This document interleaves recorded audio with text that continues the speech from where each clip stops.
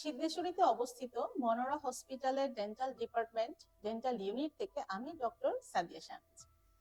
আজকে আপনাদের সাথে খুব গুরুত্বপূর্ণ একটা ট্রিটমেন্ট নিয়ে আমি আলোচনা করব। সেটা হচ্ছে প্রি অর্থোডন্টিক ট্রিটমেন্ট।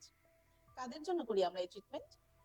জেনারেলি যখন বাচ্চাদের দাঁত ওঠা শুরু হয়, দ্যাট মিনস 6 বছরের পর থেকে যতদিন পর্যন্ত মুখে দুধ দাঁত থাকবে, দ্যাট মিনস ডেসিডুয়াস টিথ থাকবে, এবং সেটা থাকবে হচ্ছে মিক্সড ডেন্টিশন, মানে কিছু পার্মানেন্ট দাঁত থাকবে, কিছু ডেসিডুয়াস দাঁত থাকবে।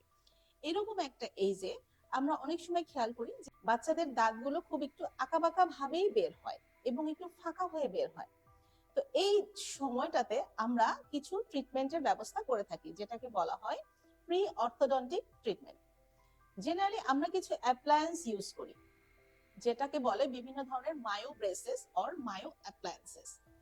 আপনারা স্ক্রিনে দেখতে পাবেন যে এই ধরনের বেশ কিছু অ্যাপ্লায়েন্সেস আমরা এখন অ্যাভেলেবেল করেছি, যেটা ইউজ করলে কি হবে, একটা বাচ্চার যখন পার্মানেন্ট দাঁতটা বের হবে সে একটা গাইডলাইন পাবে, এবং একটা গাইডলাইন পাবে, সে আঁকা বাঁকা হয়ে বাঁকা হয়ে বের হতে পারবে না। একটা গাইডলাইন পেলে সে যদি ওই অনুযায়ী দাঁতটা বের হয়, পার্মানেন্ট দাঁতটা, সেক্ষেত্রে দেখা যাবে অনেক বড় আঁকা বাঁকা হওয়ার হাত থেকে বাচ্চার দাঁতগুলোকে আমরা প্রোটেক্ট করতে পারি। সেই ক্ষেত্রে দেখা যায় generally orthodontic treatment, that means আঁকা বাঁকা দাঁতের যে ট্রিটমেন্ট, সেটা আমরা 13 বছরের পর থেকে করি। বাট আগে যদি আমরা এই ট্রিটমেন্টে যাই, যদি একটু সচেতন হই আমরা বাবা মারা, তাহলে দেখা যাবে যে বড় একটা ট্রিটমেন্ট, যে ট্রিটমেন্টটা অনেক এক্সপেন্সিভ, সেটার হাত থেকে আমরা অনেকাংশে রক্ষা পাই।